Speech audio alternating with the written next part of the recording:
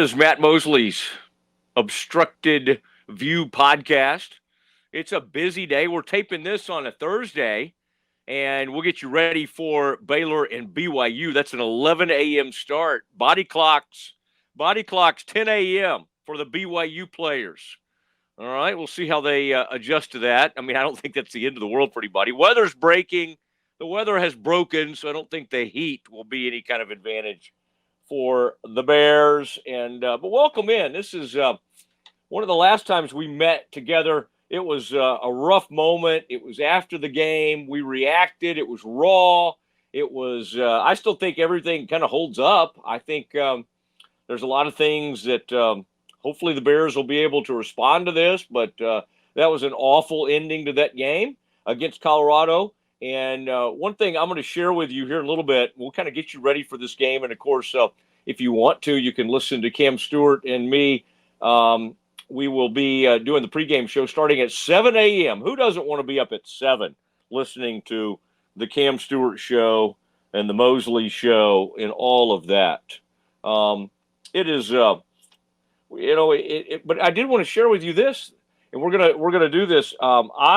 This morning, Thursday morning, I taped an interview with the BYU coach, Kalani Sitake.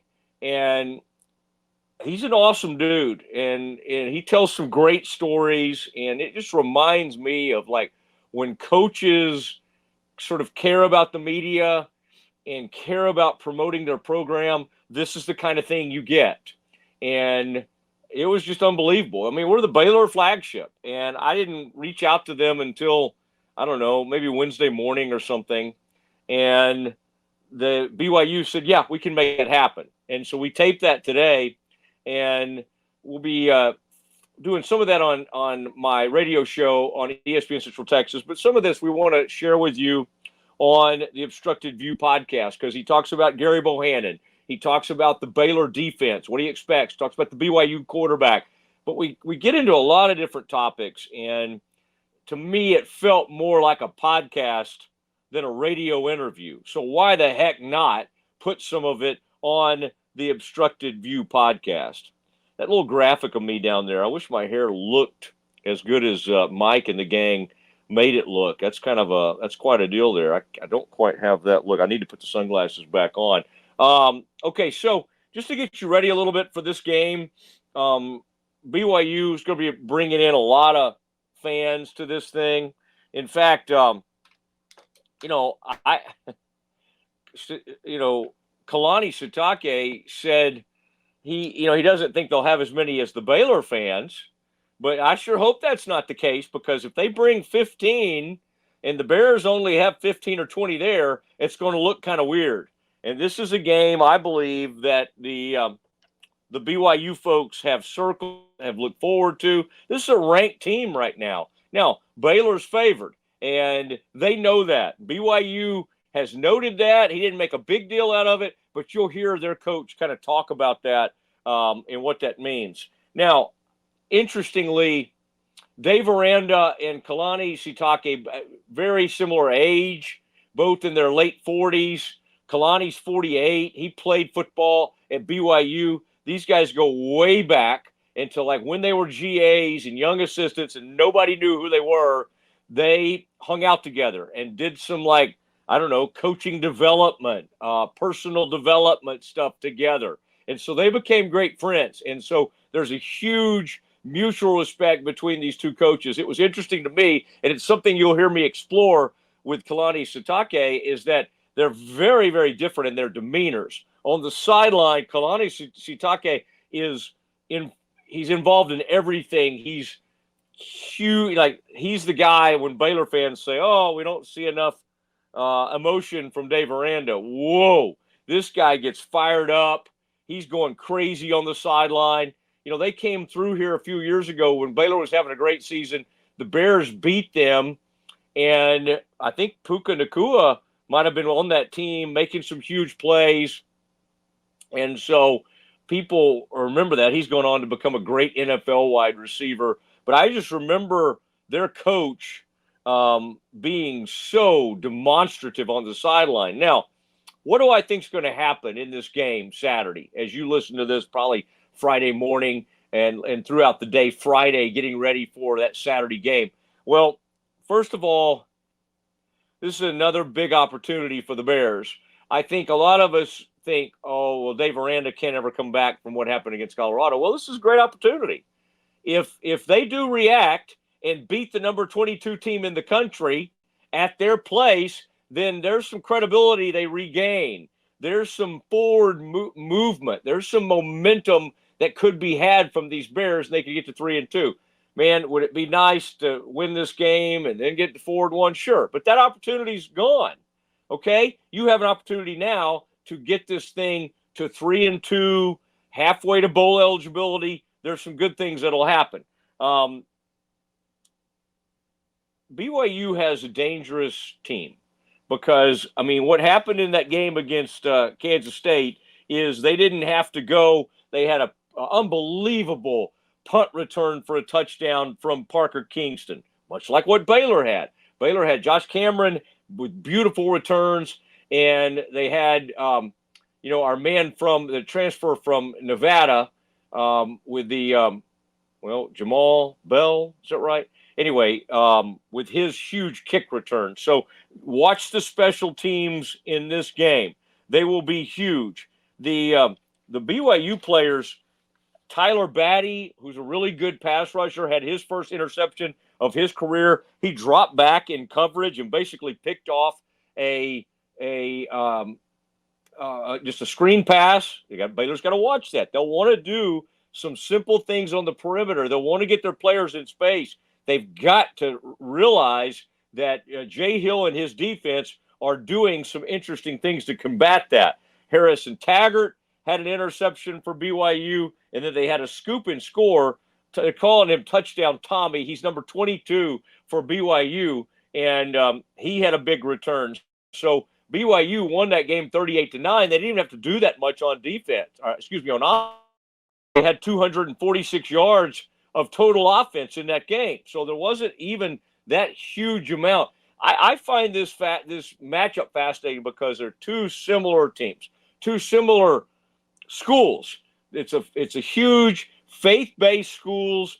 I heard their defensive coordinator talking about how he had listened to some sort of religious type presentation where somebody talked about getting spiritual momentum.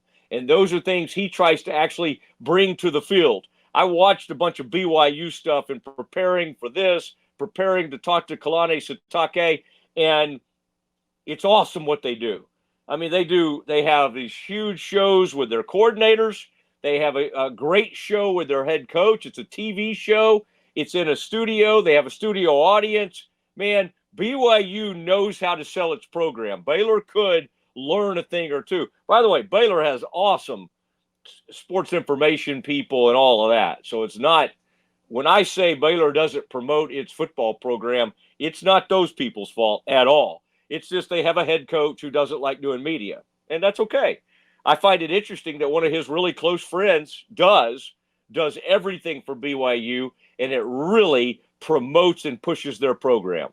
Again, I think that's the least of Baylor's worries right now, but I just note that. As a member of the media, selfishly, I wish Baylor would promote its football program like other teams. Now, they try, don't get me wrong, with their game presentation, with their staffers, with their creative people, they try. They really do. It's not any of their fault. They have a head coach who does not believe in promoting his own program, and that's a problem, but it's something, hey, what am I going to do about it? That's something Baylor needs to see too.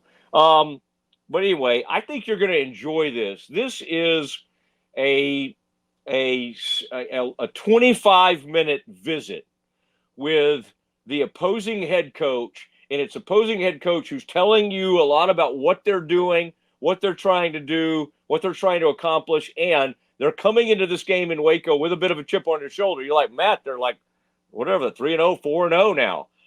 They're 22nd in the country. Why do they have a chip on their shoulder? Well, here's the reason. They're ranked.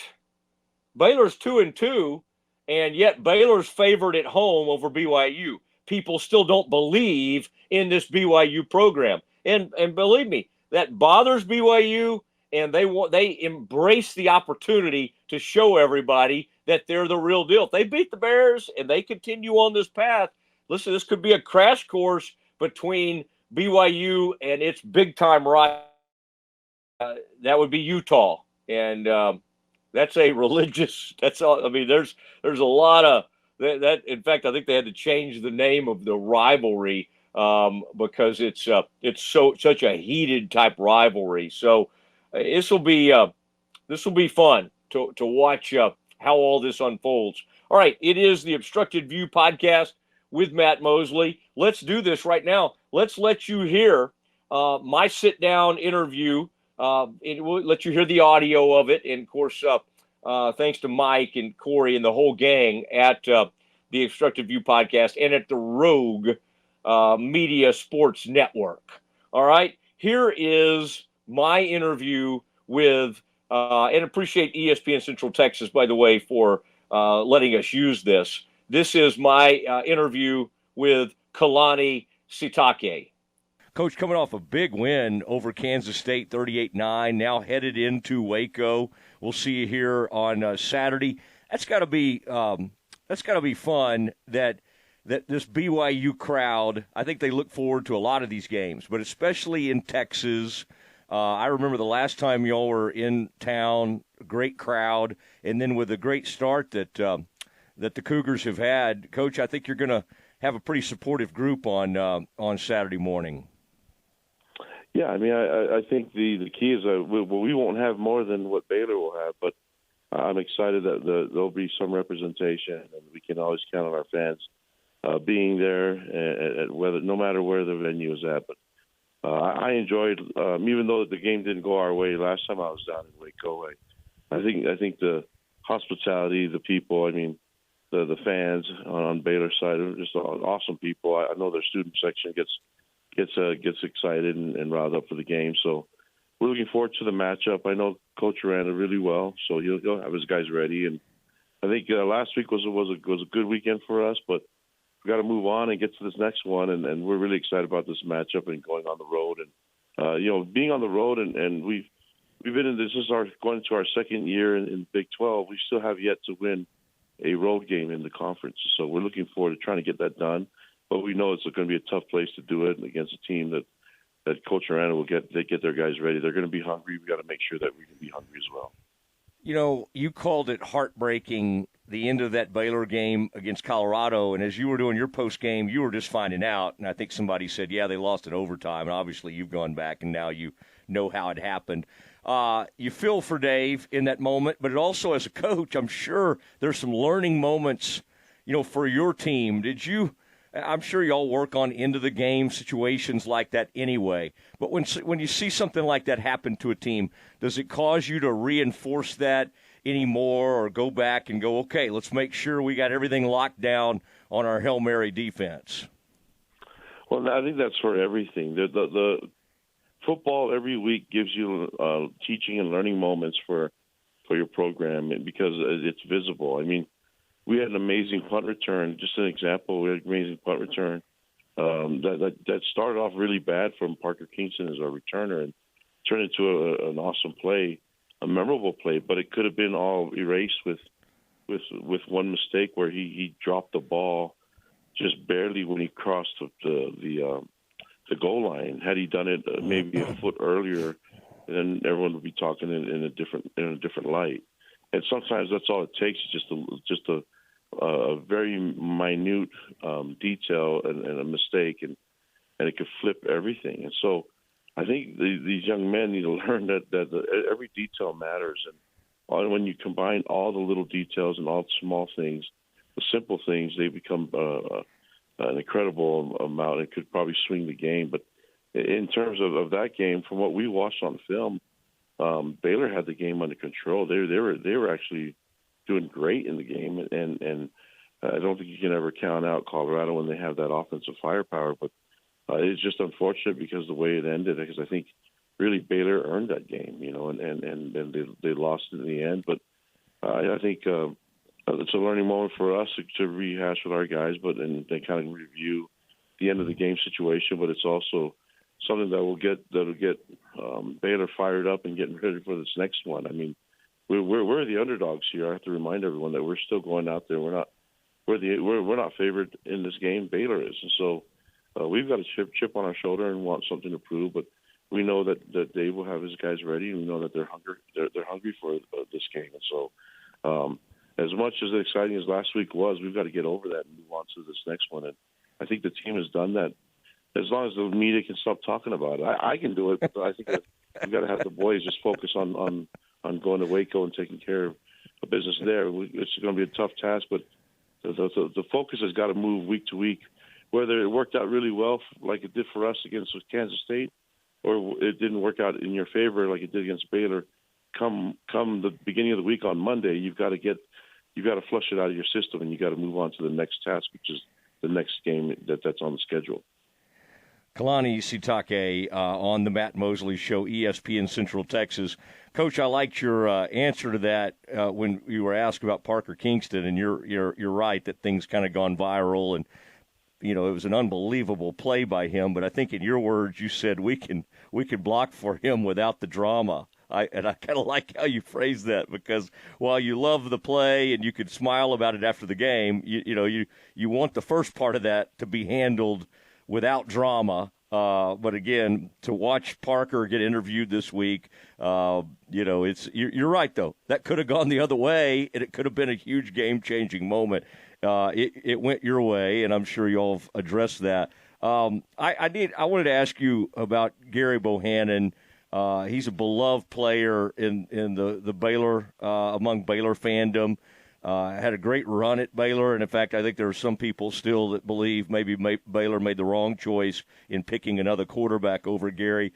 How's Gary fit in there, and how's he handled? That seemed like a pretty tough competition for your starting role. How's Gary kind of handled the aftermath of that?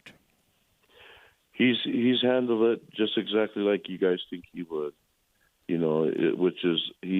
has been so loving and so professional about everything since he's been here. Our team, if you talk to our players, they say that this team's closer than it's ever been before. The connection, the bond, and a lot of that has to do with Gary Bohannon and the way that he carries himself. The quarterback competition, it's not very often that you find a quarterback in the competition leading the way, but also encouraging his competition to get better. And so those quarterbacks went after him in fall camp, and I was really impressed with how Gary handled everything. Super, super young man, and just so Christ-like in the way that he does things. And he's such a pleasure to have on the team. We can't do this without him. He was a big part. I know he can do things on the field, and I know he has a great presence on the field. He's overcome some injury, and he's overcome some adversity.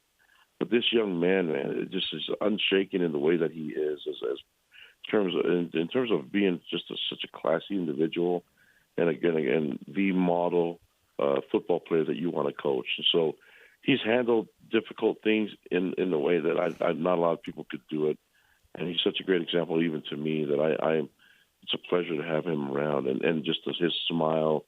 And his smile it's infectious in terms of his positivity and optimism, which has been huge for our team culture. Yeah, I mean, think about it. He's impacted 3 different programs now, and he is an amazing guy. I'm curious, when did you and Dave Aranda get to know each other? I heard you say something about that y'all done some professional development together. When did that happen, and what do you what really stands out to you about Dave when you kind of got to know him and now you've watched the trajectory of his career? Yeah, I've known Dave for a long time, back when nobody even cared or knew who we were, when we were just assistants at low-level schools, and we would be around each other, and then we're defensive guys, so we would talk ball quite often, and he'd been around. A great mentor of mine was just Gary Anderson. Worked for him at Utah State and at Wisconsin, and then we just always kept in touch. And so when he was at Wisconsin, we did a lot of we would talk ball, because I love talking football, and Dave had this great mind in terms of how he can put together a game plan and strategy, and just really intrigued with him, you know. And so when we spent some time talking ball, I made a trip out to Wisconsin to spend time with him. And I do that quite often, especially with people that I admire and that I like. And he was one of those guys. And then to see him take off, and he was a little bit more busy at LSU. We didn't have a lot of time, but we still connected and talked. But I've just always enjoyed my friendship with him and being able to hang out and be able to just talk ball. You know, we'll meet at midfield pregame on Saturday, and we'll hug and we'll talk, and we'll go back to the guys competing, and regardless of the result, that guy will always be the type of person you want to be around, and regardless of the result, even from my end, it's just I'm going to always appreciate his friendship and how kind and how good of a person he is. Kalani Sitake with us, the BYU head coach. I find it interesting that, you know, you'll have that in common and are good friends, and yet seemingly very different personalities, at least outwardly. You were a lot more demonstrative, and even that Baylor game that y'all lost, there was a point in that game, and you know what I'm talking about. There was like a huge catch that y'all made along the sideline, and I remember looking down, and boy, in that moment, you were kind of electrified yourself, and I think your fans and players probably feed off of it. You know, Dave has a completely different demeanor, and sometimes I think people are like, wait, why doesn't Dave react? It's just it's interesting. Y'all have so much in common and have that friendship, but you do come at it from, you know, in a different way, at least outwardly. Well, I think you know, when I made a statement back when I got the job here at BYU, and Lavelle Edwards, who's my mentor, reason why I wanted to be a head coach, it was my coach when I played here at BYU, and I said I wanted to be the Polynesian Lavelle Edwards, and he called me. I was fortunate to be the head coach for my first year. Was his last year on earth, and he called me, and I took the phone call, and Lavelle said, "Don't say that anymore." And he said, "I just want you to be yourself." He's like, Kalani, you can't be another version of me. And I know what he was getting at. I think he knew that I was joking, but kind of not, because I wanted to be like him, you know. But he was right. You just got to be yourself, and I think Dave's going to be himself. That's his personality is his own personality. When you took a picture of Lavelle Edwards on the sideline, you couldn't tell if we were up by 50 or down by 50. That's just how his presence, but I think he complemented what he needed with his coaching staff. I think Dave's done the same thing. I know Enoch at Breckerfield. We've been, I mean, we go way back to when we were kids, you know. So I know how he is as a personality. He's probably more like me, you know. But when you look at the entire staff and on that Baylor coaching staff, those guys they're a well-rounded group, and they have different personalities and they have different ways to get guys motivated, but Dave has to be himself, and I've always enjoyed him being himself, because that's I'm attracted to that type of personality. But he's an amazing teacher. He's got a great mind, and he cares about his young men on the team.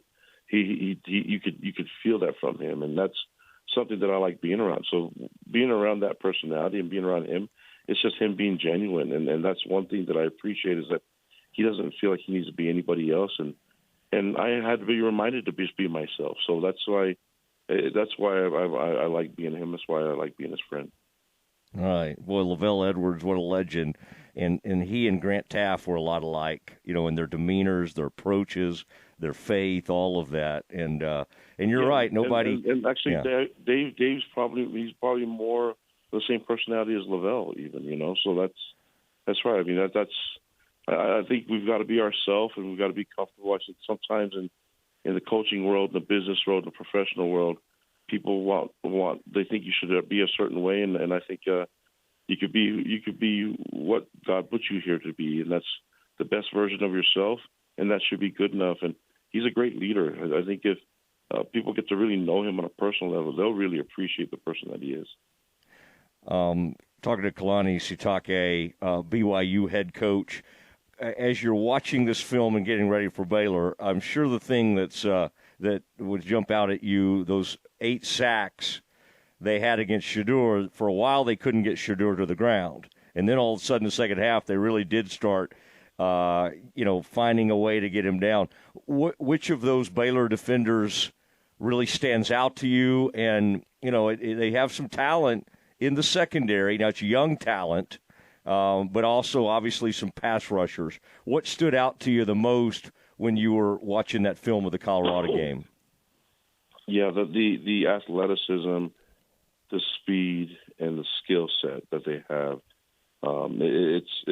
It's quite unique, and when they put it all together, it's dangerous. And so we recognize that, but they've been that consistently in terms of personnel on their team. But you could see that they're fundamentally a lot more sound right now, and I think that's a huge compliment to Coach Aranda himself. But you can see that the personality and the identity on that defense emerge, and in that game, you could tell that they're a relentless group. So this is a tough task. I mean, we're not thinking that this is going to go in there and just it's going to work easy. We're expecting it to be some tough sledding. We've just got to stick with it, just like they did against Colorado. And but you look at the relentless pursuit. That's why they're able to make such big plays. But they also left some plays out there that they can make. So a very dangerous group, and we're looking forward to the matchup. It's a good test to see what we can do, especially on the road. I think when you look at it, it's like they've got all the parts to making a great defense, and we've got to figure out a way to have some success against that. But it's really hard when you're really watching the film and critiquing it and seeing it in every little detail.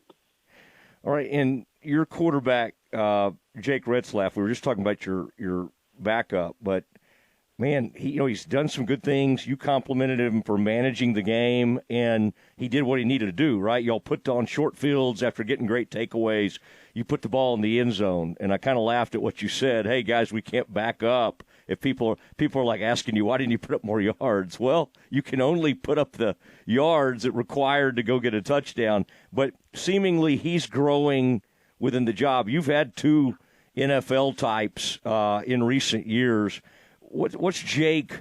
What stood out the most about him, and where are you seeing the most growth with him as he comes into this game? Well, I think he's still learning and he's still growing. We've got to keep teaching him, and I don't think you teach him by making him fearful of what the mistakes could be. You just teach him on what's there and what's not, and making the best decisions. The game of football is a weird one where. Sometimes you make your breaks, and sometimes bad things just happen, and you have to deal with it. I want him to be able to handle all those situations, and not have to feel like he has to win the game himself.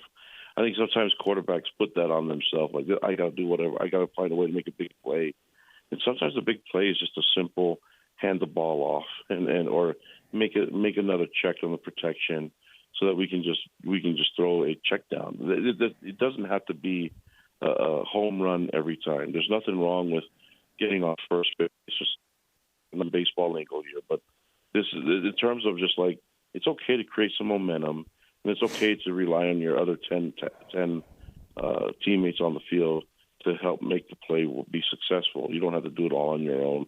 And I think the key for him is to stay opportunistic. Whenever there's an opportunity to make a play, and it's your job to do it, get it done. Until then, just don't feel like you have to be the guy every play to make every decision to be the catalyst. I think it's just sometimes just doing your 1/11 that's going to be good enough. Yeah, that's I wanted to compliment you, by the way, on the that show that y'all do in the studio. I mean, that's a really cool deal. They're on campus. It almost reminds me of like Austin City Limits or something. I keep waiting for somebody to come out with a guitar. But Kalani, that's a rare deal. I mean, I'm a lot of coaches do that kind of stuff, at a restaurant or wherever. But that's a neat. And I know BYU has a lot of things that they do that are unique. But I'll say from a media perspective, watching that is a really cool deal to watch you interact with the crowd, and then the players came out there with their headshots or whatever they called it. So do you have a lot of fun with that? I mean, I know you're nose to the grindstone, but that's a really that's a cool atmosphere for a show, I have to say. Well, I mean, I think I'm more comfortable. I say this all the time, but I have the face for radio more than I do for TV, and so I'm more comfortable on the radio than I am on TV. But they keep wanting me to put me on TV, so I guess I got to do it.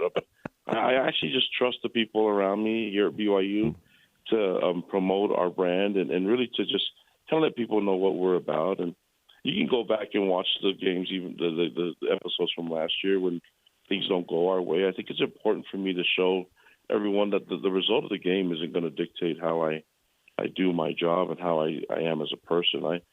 First of all, I'm more my role and my identity is that I love God, I love my family, and I love my opportunities to be around people. And so that's what I want to do in my life. And it just happens that this university is right in alignment with how I want to be. And the more I can go out there and connect with people, the better. I'm all for it. And then I get to talk football, something that I know a lot more about than other things. And it's a lot of fun, man. I'm having a great time doing it all. And then I get to meet wonderful people like Chris Kleiman and Dave Aranda and the amazing coaches in this conference. And it's a unique job that not a lot of people get to enjoy, and I'm having the time of my life with it. And that's all I'm going to do everything I can to take advantage of the opportunities that God has been blessing me with. And part of that is coming out to Waco and seeing that beautiful venue and being around wonderful people that a university that's faith-based as well, and finding the common ground that we have and then just building on that. You know, I anticipate us sharing a prayer with Baylor at midfield, regardless of the outcome of the game on who wins. And I'm really looking forward to those type of moments. All right. With your Polynesian background, do you play an instrument or sing at all? Could you? I would think if Rubel found out about that, he would have you out there in a heartbeat, performing in front of that live audience. Well, we're a musical family because I think you kind of have to be, especially from the islands. But I think I sound better than than the real music, the real voice that comes out. And just because I have a family, my children just like, Dad, please don't do anything to embarrass us. So I think they've kind of accepted the fact that I'm going to dance or attempt to dance, and they can live with that. But I don't think my kids and my wife really want me to be out there trying to be an entertainer.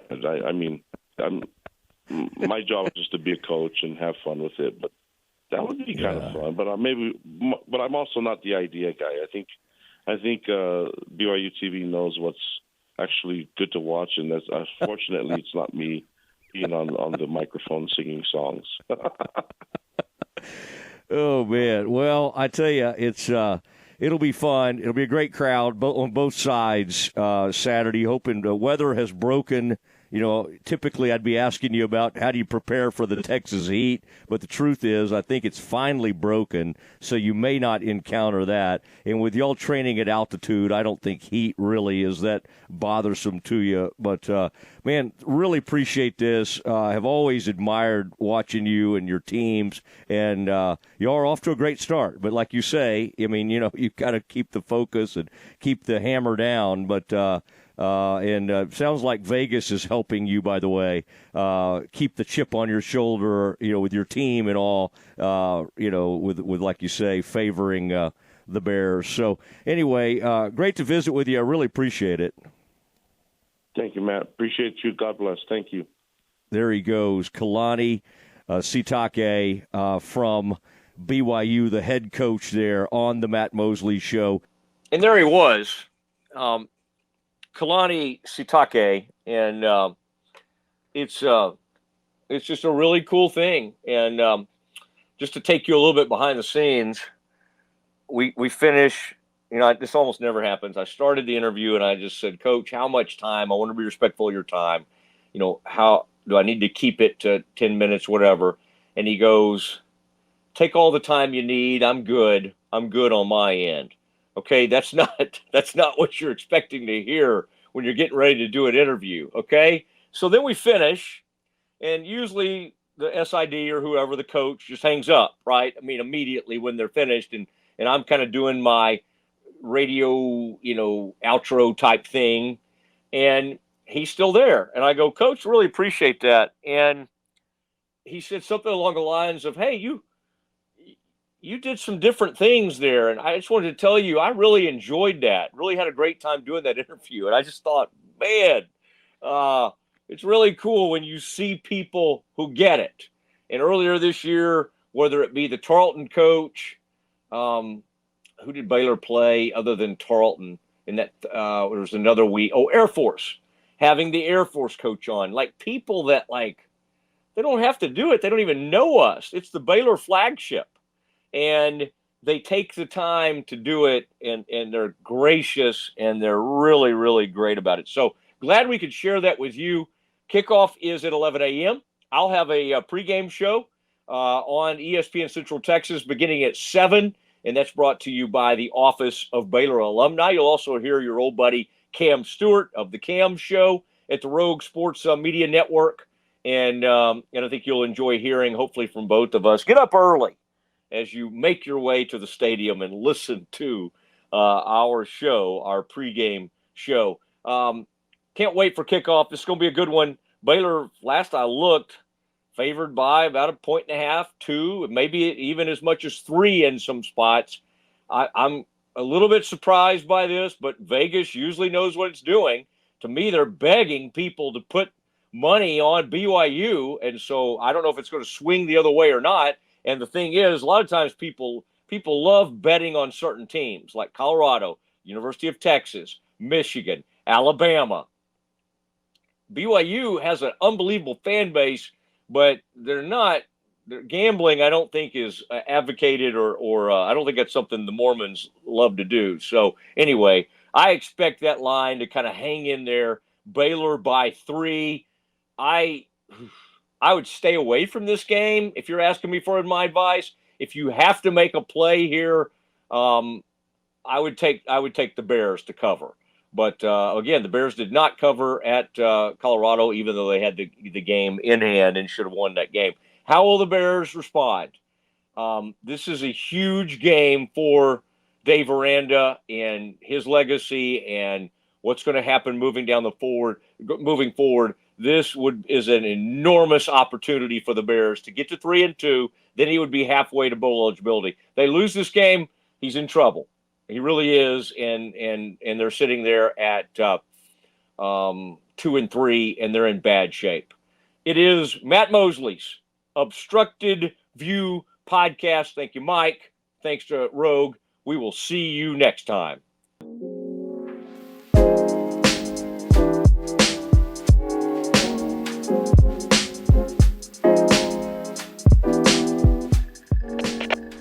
We are Rogue Media Sports.